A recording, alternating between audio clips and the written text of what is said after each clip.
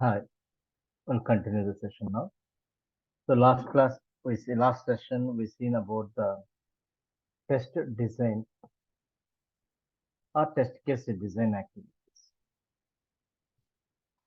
Whenever test cases are prepared, directly we are not going to the execution activities.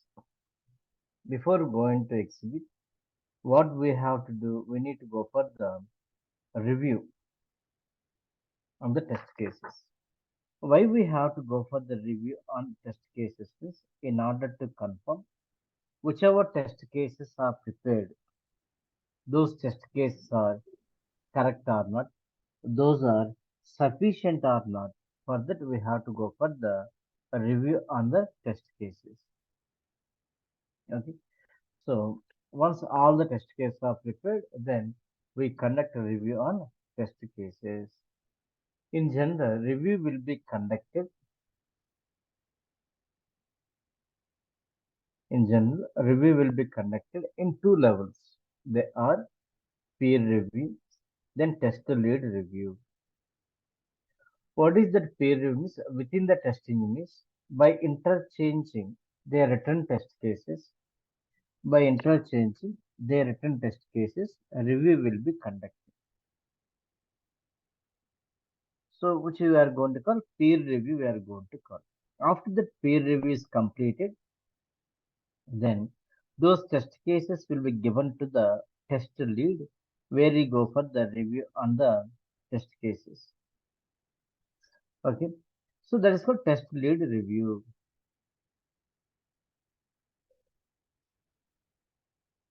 Okay. But generally, when you see test case document alone, it makes difficult to understand all the scenarios are covered or not with the written test cases. For easy to understand, all the requirements are covered or not, we are going to prepare the requirements traceability matrix. RTM we are going to call requirements traceability matrix. So what is the purpose of this one? Means it is used to analyze gap between test scenarios and test cases. How many test cases we derived? So all the scenarios are covered or not. For the purpose, we go for the requirements traceability map. So here, why it is required? Because in general, test case document is alone difficult to understand. All the requirements are covered or not with written test cases. By mapping, by mapping each test case to the corresponding test scenario, we can prepare the RTM requirement traceability matrix. So who is responsible to prepare it is, it can be done by the test lead or test engineer can prepare the requirements traceability matrix.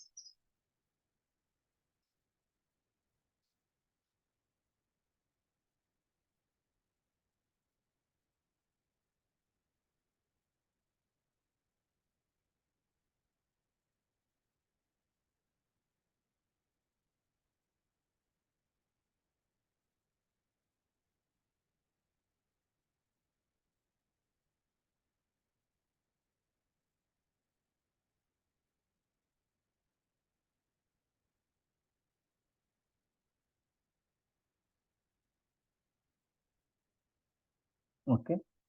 Then test execution. There are different levels of executions we have. If you observe here, first one, level 0, another smoke test. Then level 1, real testing or comprehensive testing. Then level 2, retesting and regression testing. Then level 3, final regression or pre-reduced testing. The different levels of execution are there. So that is after test cases review. If test lead satisfied with the written test cases, then he will give the permission for us to go for the execution. The interview point of view. So that is the question where they are going to ask you. So who will give the permission to execute test cases? Test lead. So when is going to give after review on the test cases. So why review is required to know that all the test cases are prepared on how we can know it is by using the requirements traceability matrix. See how these are the questions are interdependent.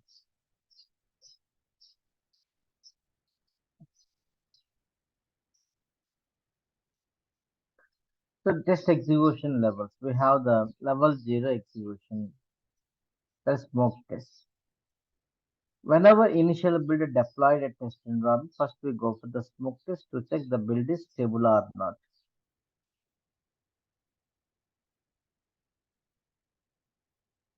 Build is stable or not. Okay. So major functionalities we are going to validate. Then level one, this is real testing or comprehensive testing. So more detailed way we go for testing it is. In this level, we performed detailed validation of the application by using the test sets. Test sets are nothing but a collection of test cases. Why we have to go for test sets means easy to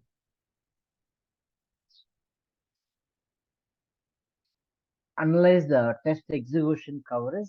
Test sets are going to be helpful. Easy to analyze test execution cover, how much portion we tested. To know it will be helpful.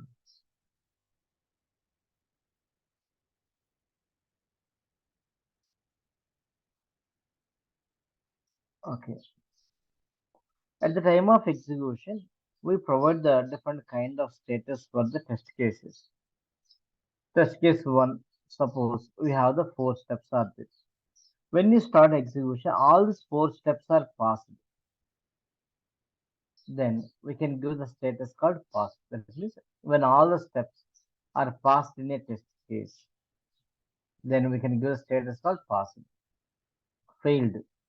Any one step failed in a test case. There are four steps are there. Out of four, so only first two are passed. Third step is failed. Then we can give the status called failed. Blocked. When test case is not possible to execute in current test set.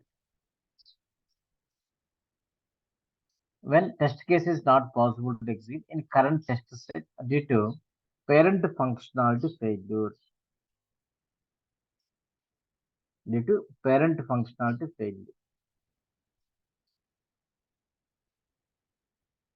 Okay, then we have to give the status called block. That means first step itself is not possible to execute. That is a scenario.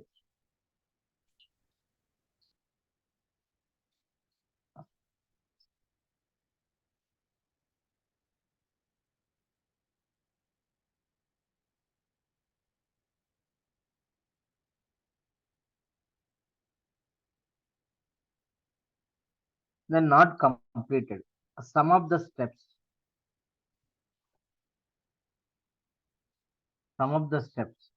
need to continue execution in a test case.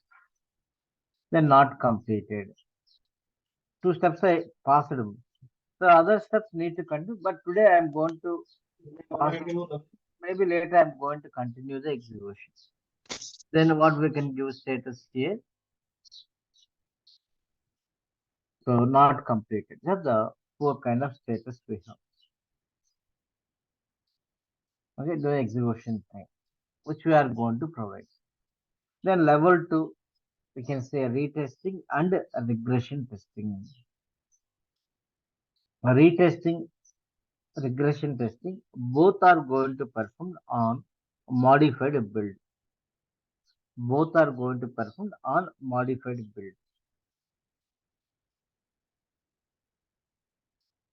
So retesting intention is to check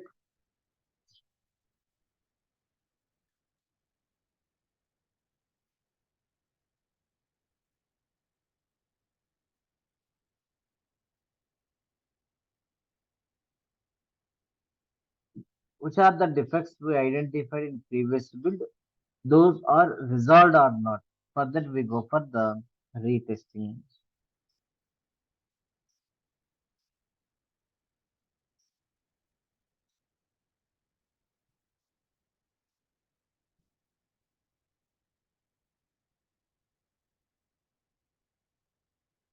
Regression testing also perform modified build. The intention is there any new faults are introduced during the modification? Further, we have to go for the regression test.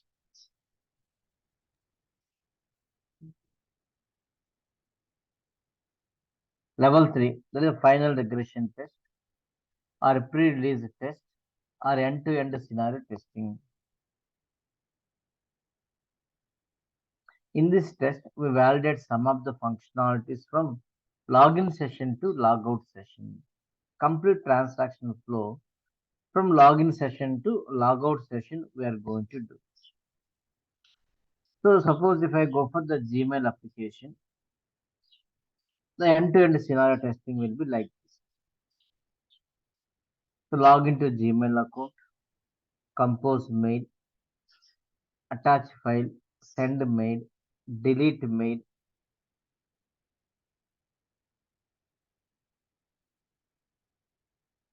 Okay. So open mail, close mail, log out. Like this transaction flow where we are going to validate.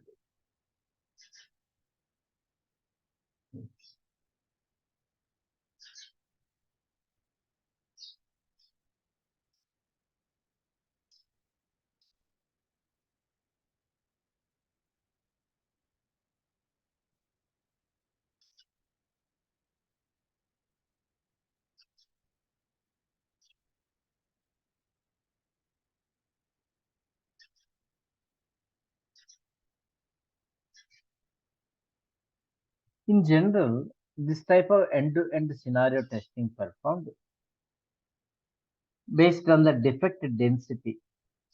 Based on the defect density, that means number of defects identified in a module during the level 1 execution time, where we identified more number of defects in that area. Some of the functionalities from login session to logout session we go for testing.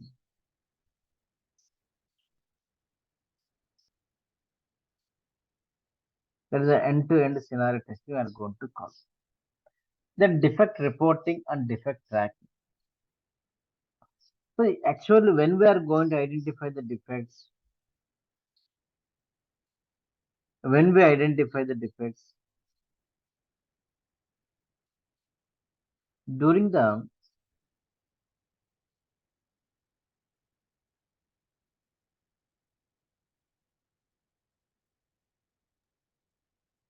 test cases execution time,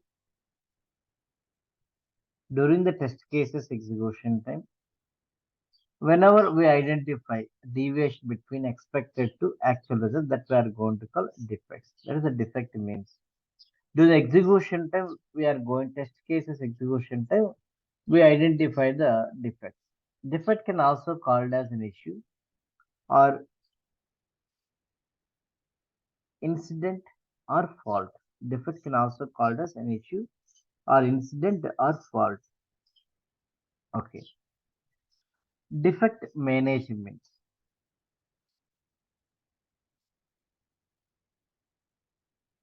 A defect management. So what is the defect management? It describes the activities which are performed by testing units from defect identification to closing the defect. From defect identification to closing the defect.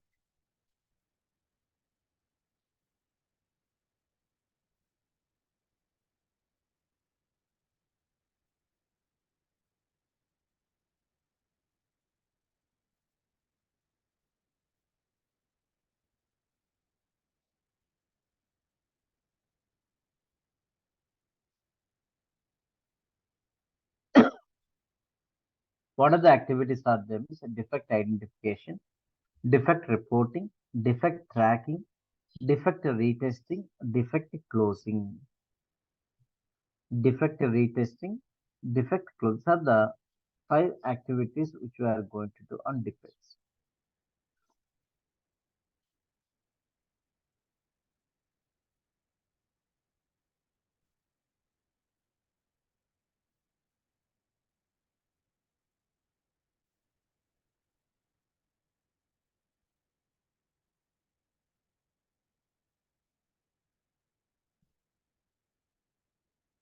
First one, defect identification. That means while executing test cases, whenever we identify a deviation between expected to actual results in AUT, that we are going to call defect. Okay. And when we are going to identify defect at the time of execution.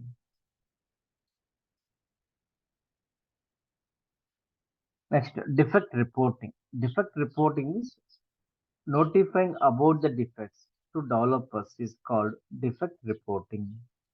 Notifying about the defects to developers is called defect reporting.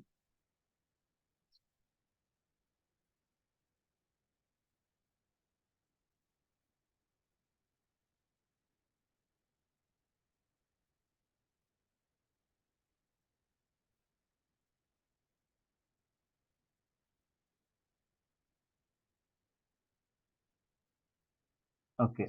So in real time, how the defect submission process will be in the real time, how the defect submission process that is notifying about the defects developer, how we are going to follow it is. Every company has certain guidelines. So first of all, whenever we identify the defect, we have to check that defect is reproducible or not. So what is the meaning of that? Once we got the defect, once again we have to recheck the same defect. We have to recheck the same defect, whether defect is going to be rising every time or not. We have to check it is.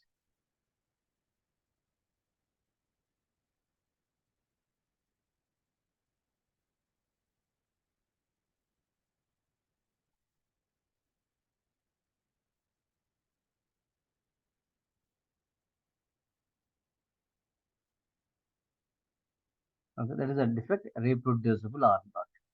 By executing same test case on same version of build.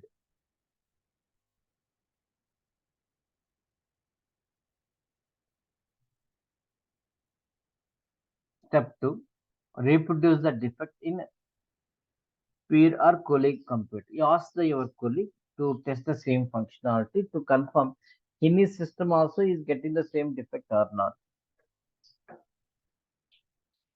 Okay. After that, it is an optional, not mandatory this one. Then check the defect in defect database for duplication. That means whichever defect you identified at this moment, so generally as a testers, whenever we identify the defects, all the defects are going to maintain in our defect database.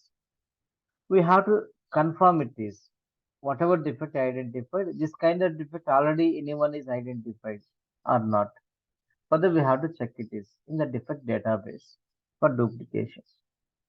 After that, if not there, then draft the bug, provide the defect information, and take necessary screenshot of the application also. Take the screenshot of the application. So then send an email to the test lead for review and approval. See, as a tester, when you identify, first we have to two, three times same functionality you have to check defect is reproducible or not. Then you check in the defect database. This type of defect anyone is already identified or not. Then prepare the defect profile, take screenshot, send mail to the your lead to get an approval.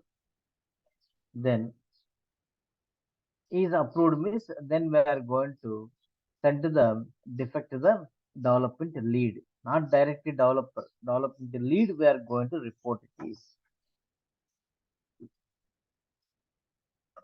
Then at the time of reporting, defect status we have to give as a new.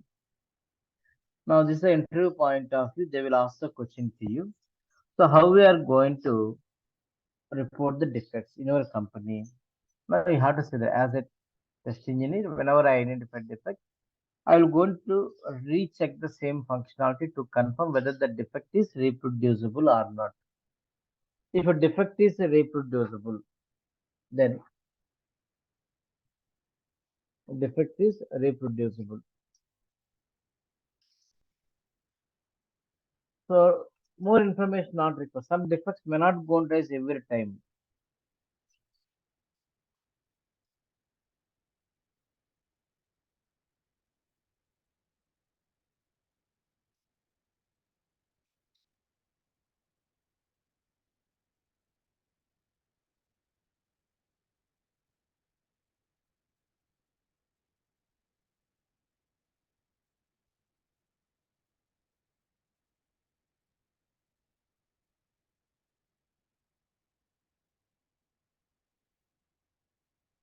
Okay, then we have to go for the better always taking the screenshot of the defect so that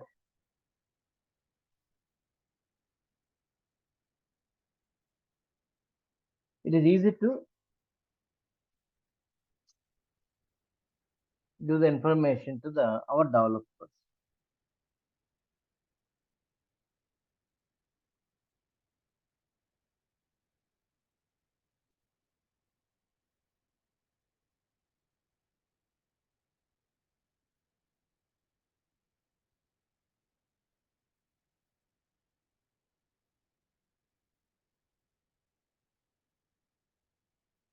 Okay, this is the process we are going to follow. The defects can be reported either manually or using some tools. Some tools also we can use. So manually means just we are going to use the like test case template. One template will be maintained. We have to fill the information, and that information once you filled, we are going to maintain to the common repository or sharing folder like VSS. So from there, they are going to take one copy and they're going to observe it is.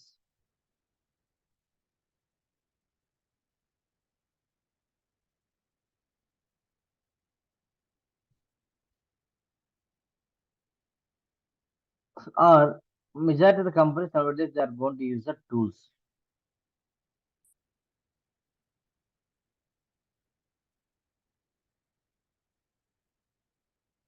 So tools are available in the market. A lot of tools are available. They can use any one of the tools, such as so Track Plus, Issue Tracker, Quality Center. Now it is called ALM. Or they can go for the Bugzilla, or they can go for the Jira, or Oracle Test Management tool like this. They can use any one of the two. Okay. So defects can be reported. There are defect reporting tools.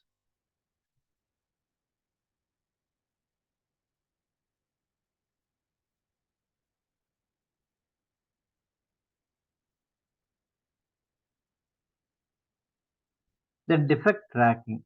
That means once you reported defects to the developers, what is the status of the your defects? Whether developers are accepting or not. If not, why they are not accepting?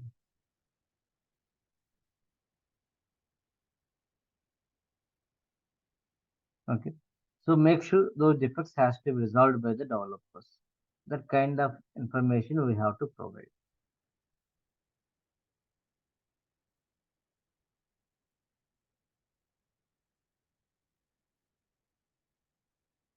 Okay.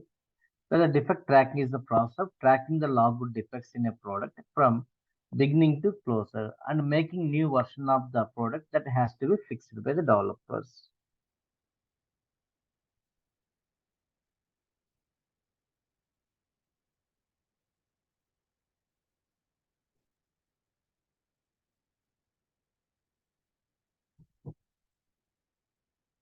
Then defect retesting. If the test see everyone is not going to the defects retesting. If a lead is assigned the task for the corresponding testing is, then we have to go for the retesting to make sure what are the defects are reported, those are resolved or not, and update the information the defect reporting tool as well as in a retesting template.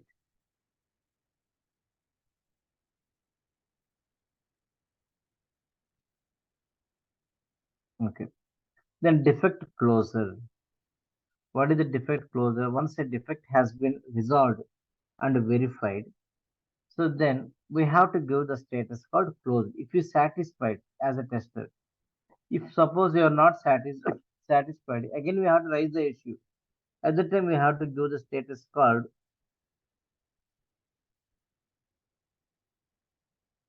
reopen.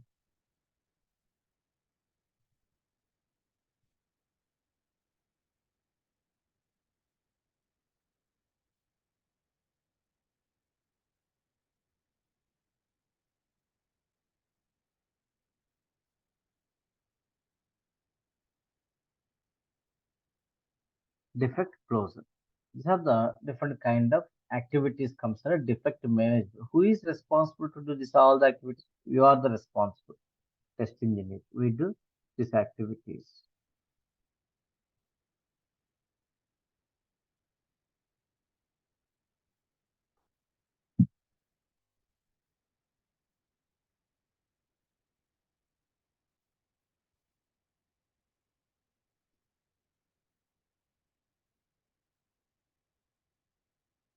Then defect template. Generally, when we are going to report defects, we use some template for that also like test case template.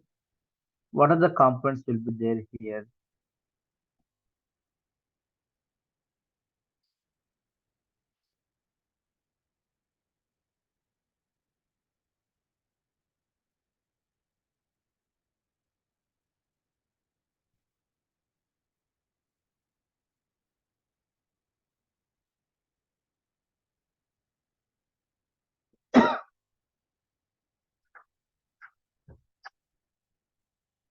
In general, every organization will maintain their own defect template for defect reporting.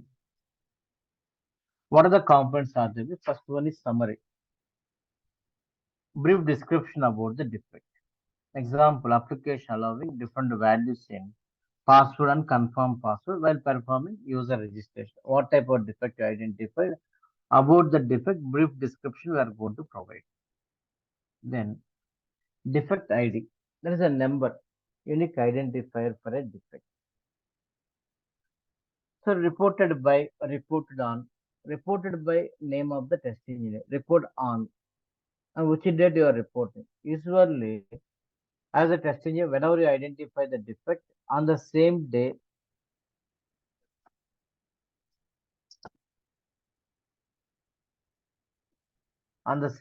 we log the defect to the developers.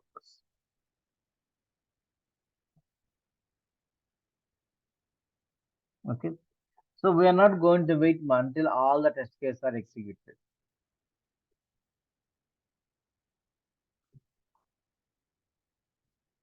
Reported to whom we reporting defect.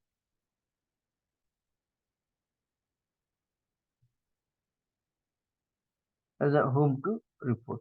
Then report on which date defect reporting, on which date you are reporting defect. Then project name of the project. Module, in which module we identified defect. Build version. So in which version of build defect was identified.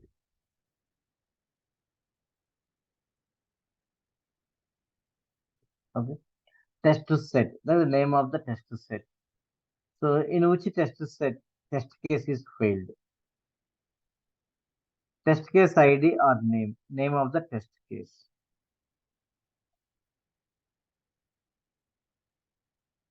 Reproducible steps, reproducible defect. Yes or no, we have to say that. Defect will occur every time or not. Every time is yes. Not means no, we have to say it is.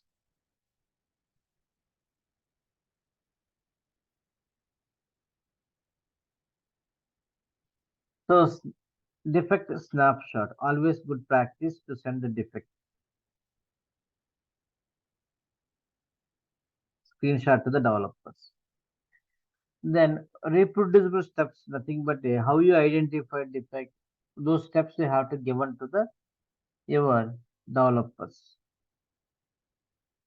Then reproducible steps.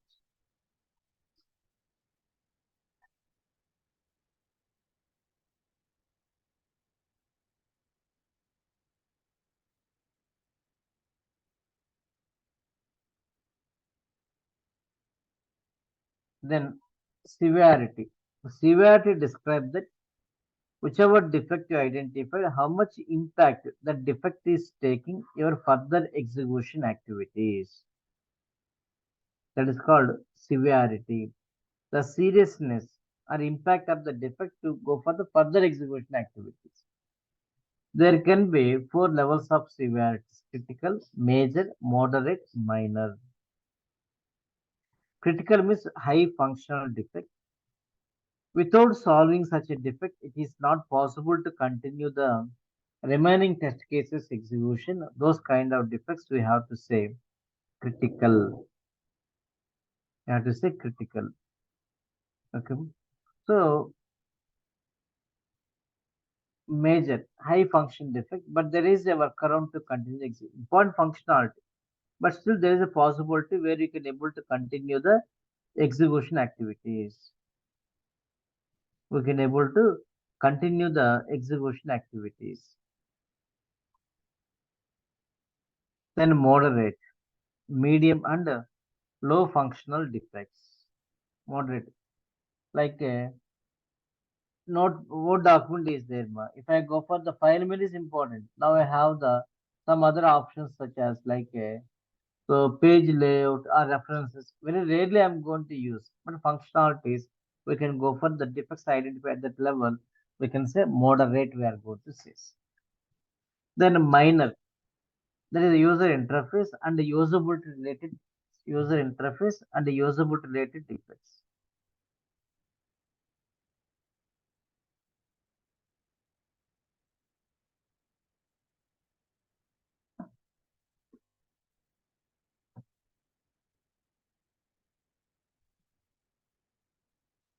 Okay. Then there is a priority.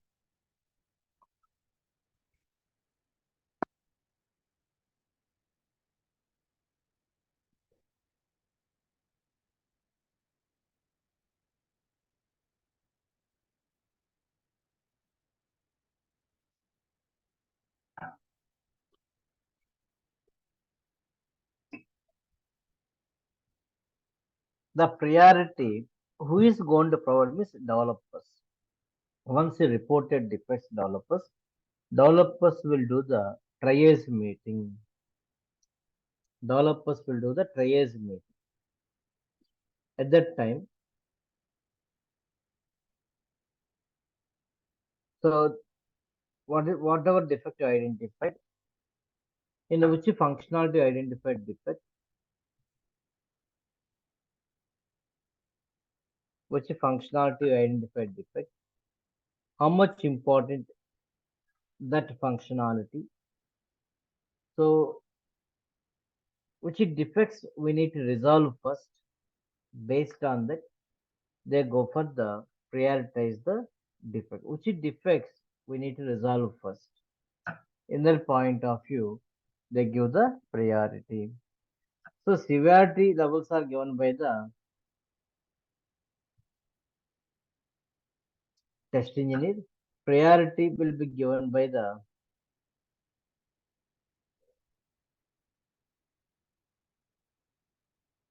developers.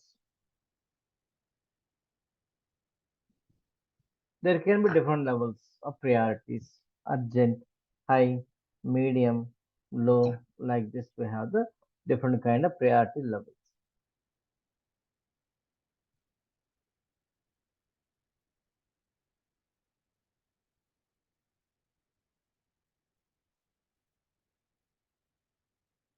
Okay. So next one we have the bug life cycle. It describes the various status of the defect from its identification to Cosima. So, three life cycles we have in our course. One is called software development life cycle. Second one is software testing life cycle. Third one is a bug life cycle. The bug life cycle can also called as defect life cycle. Bug life cycle or defect life cycle. There is no different. Okay. So first of all, SDLC describe the development process. SDLC describe the testing process. Now bug life cycle describe the so various status of the defect from its identification to close. From its identification to close. That is the various status of the defect. So now some status testers are going to provide, some status developers are going to provide.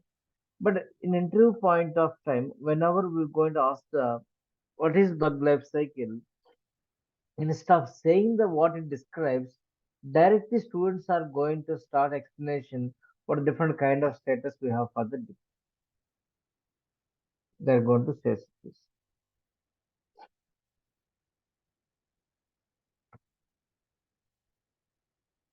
Okay, so we have the new, reopen, closed. As a test engineer, we give these three kind of status: new, reopen, closed.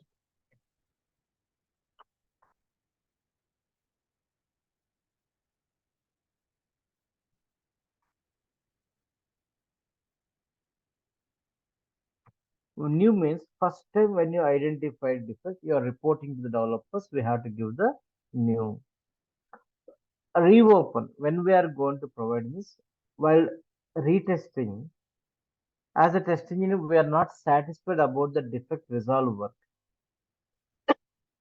Then we can give the status called reopen. Status called reopen.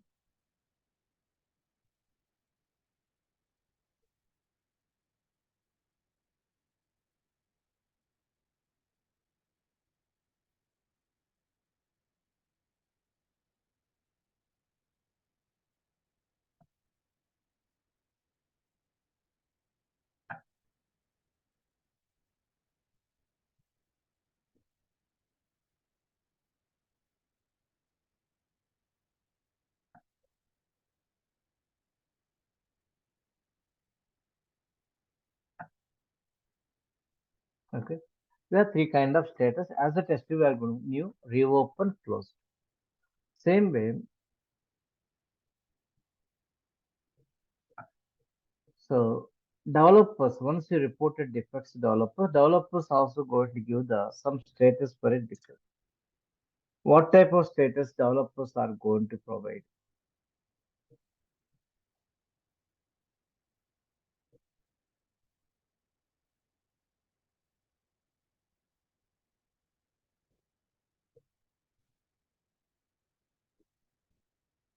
Duplicate. That means whichever defect you reported, the defect is similar to the previous defect. Then they are going to give status called so duplicate. Rejected. So rejected also they are going to give. That means when developers are not accepted of defect which you reported. Developers are not accepted of defect which you reported. Then they give a status called rejected.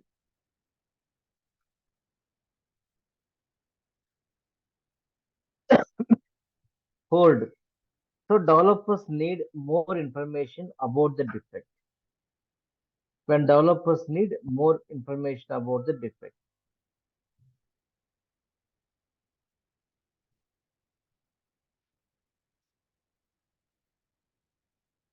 then they give the status called so hold. Deferred. Developers are accepted of defect. Developers accept your defect, but they are not interested to solve the defects immediately. Developers accept your defect, but they are not interested to solve in the current release of the application. Maybe they want to solve the defect the next release of the application. Then they are going to give status called deferred.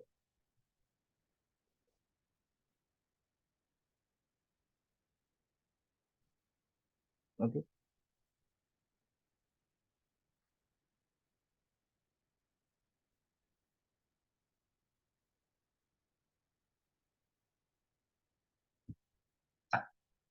Then open. If developers are accepted your defect, developers are accepted defect are ready to solve the defect. In that case, they give the status called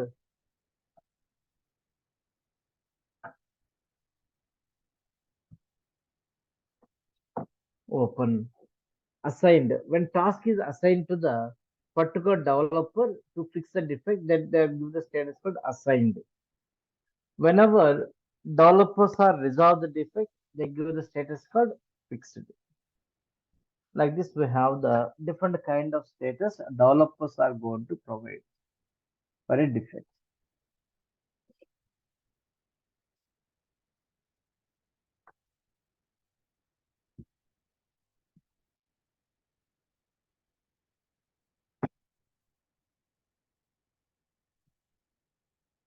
Now, see my here diagrammatic how we can say about the defect life cycle or bug life cycle.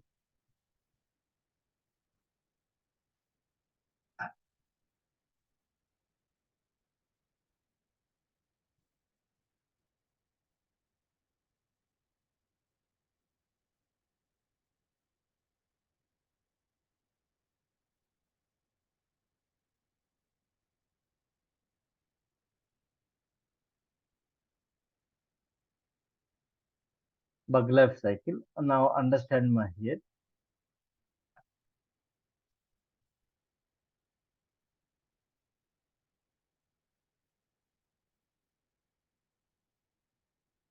Whenever tester finds a bug in a software, he logs the bug in the bug tracking tool. Whenever tester finds a bug in a software, he logs the bug. By default, at the time of the reporting, so what is the status we have to provide for that? Means no, we give the as a testimony, we give the new is the status we are going to provide. New we are going to provide.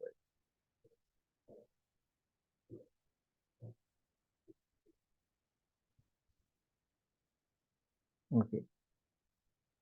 Now the tool when we are going to use this tool is going to generate the defect ID and which will be assigned to the developers. Simple, we can send a mail or you can select the his name. By default, alert is going to send to the corresponding developers. It is assigned to developer. Once you are assigned, then developers are going to analyze the defects. Developers are going to analyze the defects. So what they are going to analyze here, whether the defect is valid or not. So defect identify, is it valid defect or not?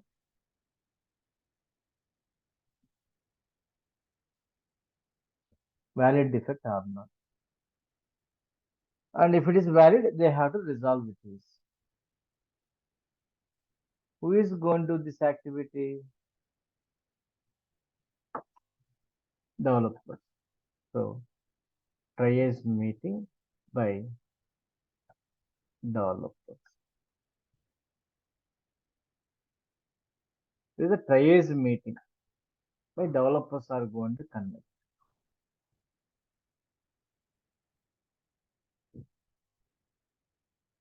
Okay. At this level, they give the different kind of status. Developers can give the status called duplicate. If defect is similar to the previous defect, then hold. When they need more information about the defect, they can say hold or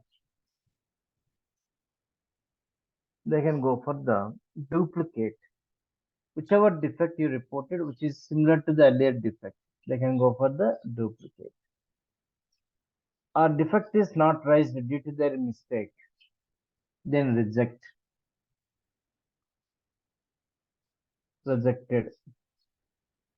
Or they can give the status for open, deferred. Deferred means accepted defect, but this defect will be resolved next release of the application, not in the present release.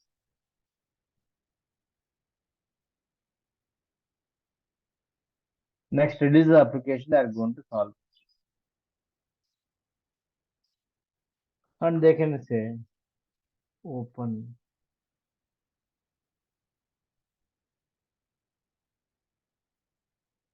This kind of status developers are going to provide.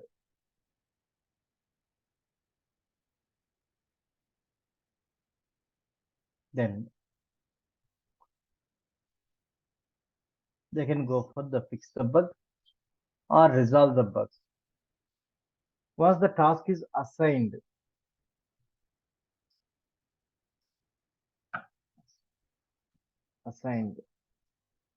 then they can fix the bug or resolve the bug with explanation. Either one, both are same only. Fix the bug or resolve the bug. So whenever they resolve the bug here, they give the status called fixed. Okay. Once the defects are resolved, they give the status called fixed.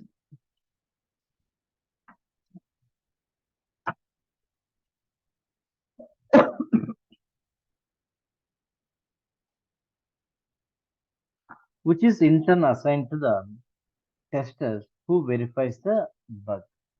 Once the defects are resolved, they are assigned to the tester. Verify the bug. What we are going to call this kind of activity? Retesting by testing units. We do retesting the testing units. Okay. At the time of retesting,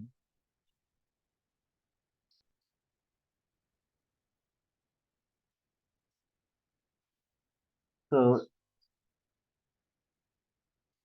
if you satisfied as a testing unit, so what will be the status we are going to give? Closed. If not satisfied, then what is the status we are going to provide? Reopen. Closed.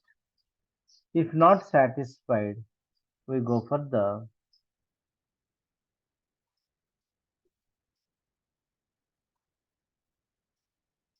so we have to intimate to the again developers by giving status called reopen.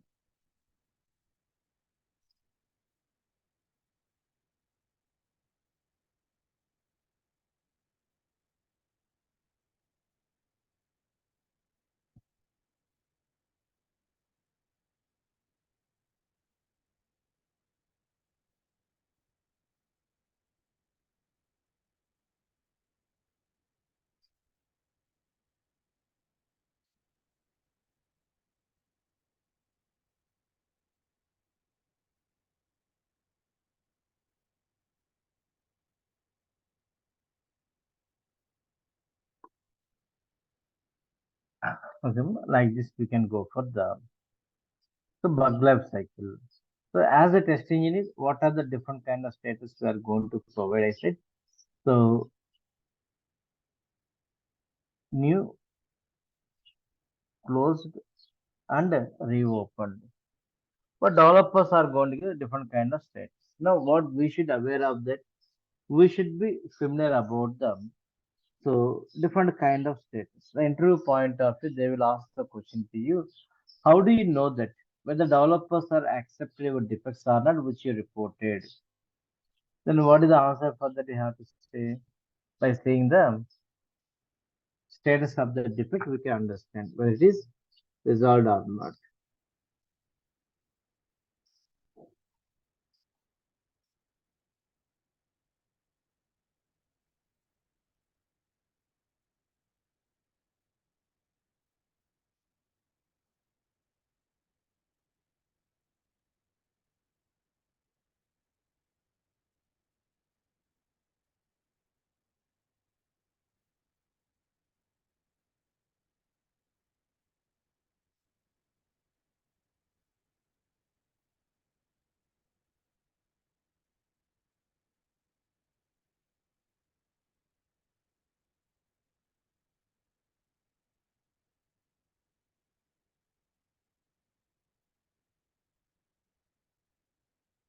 Okay.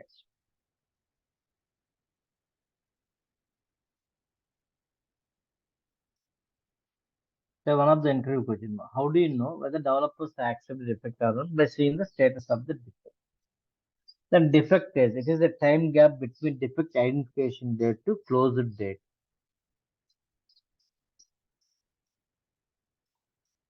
That's a defect age we are going to call. Then test closes. It is performed by test manager and the test lead after analyzing the exit criteria factors. That means when to stop testing factors after analyzing, they are going to stop the testing activities for a project.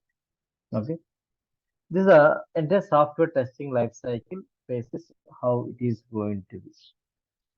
6 points I said main exit criteria. One is all the test cases should be executed at least once. Majority of the test cases should be passed.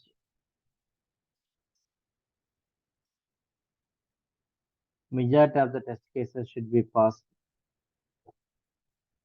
Defects ratio less than acceptance level. So client satisfied during the user acceptance test.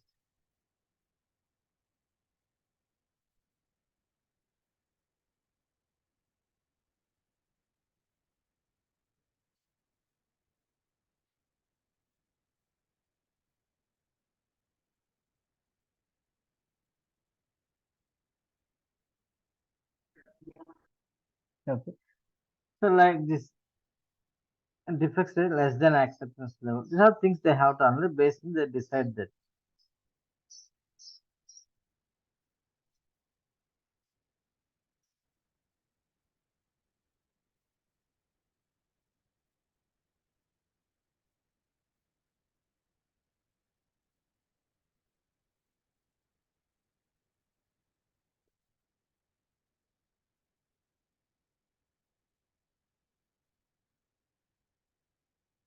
Last concept, software testing principles. We have the software testing principles are defined by the experts here. So what are the software testing principles are there? First one is exhaust testing. Among these, some seven are there. So already some of the things I explained in the earlier classes, but not given take as a software testing principles. Exhaust testing, optimal testing, we discussed it. Is the first principle exhaust testing is impractical.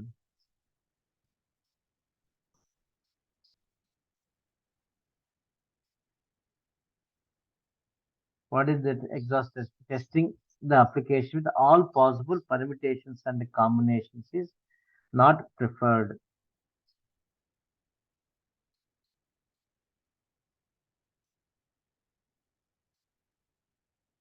Okay. So next, early testing. During the defect repair cost time, I said it is. So testing should start early as possible with development activities. Why it is like that? Because early stages identified defects always will take the less cost to resolve those defects compared to the later stages identified defects. Compared to the later stages identified defects. That's the reason.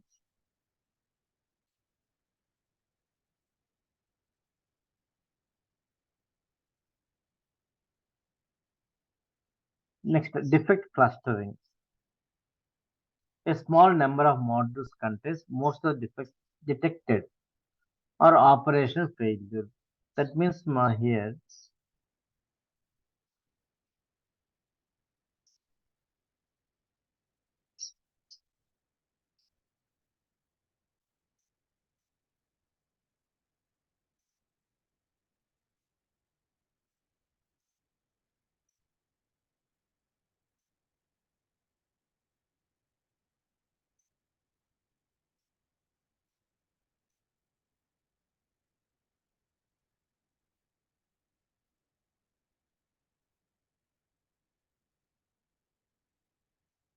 small areas don't neglect. There also you can able to find the more number of operational failure defects. That's what saying it is. Then pesticide paradox. What is the pesticide paradox? Agriculture, we are going to hear this kind of thing, right? More.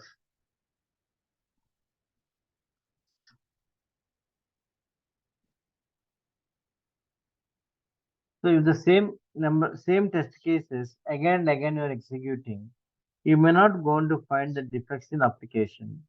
So what we have to do? It is a continuous process. You have to update, review the test cases. Then you can find the execute the test cases. There is possible to get the new defects in application.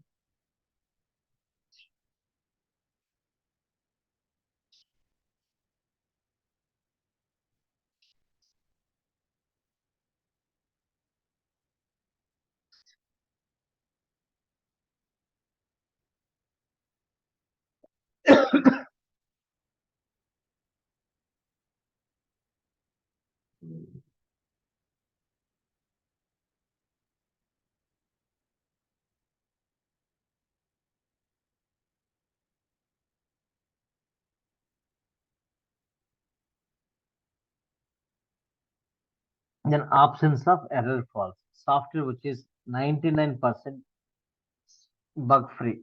Still, it is not unusable for the customer. Why it is? Suppose whatever portion of the application given, so that portion of the application, so not covered 100% of requirements for the customer. Defects are not there. Client given 100 requirements, but you given 70 only. 70 when you test it, there's no defect, but still it is not useful for the customer. That's what they're saying that. Absence of error policy.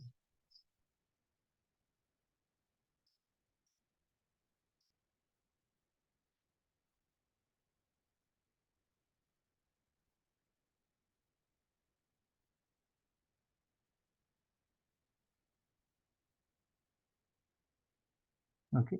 The testing shows presence of defects. Testing shows presence of defects. Understand my here. As a testing here, when you tested, you may not detected any defects. Still, don't use the keyword that says the statement there are no defects in the application. So because we do optimal testing, still there is a possibility of the defects in application. So testing reduces the probability of undiscovered defects remaining in the software. But even if no defects are found by a testing engineer, it is not a proof that no defects remaining in the system. No Sir, defects please remaining. explain fifth point. Testing is context dependent. Context during the tested data preparation time, I explained it is whatever test cases you are deriving for a project based on the given information. Based on we have to go for the test cases preparation. What kind of application we are going to do the testing according to the corresponding test. There is no predefined test cases. There is a context dependent. Suppose banking application, one kind of approach. Game software, different kind of approach. So like that, saying that there is context dependent. We need to use a different approach, methodologies, techniques, and testing types depending upon the application type.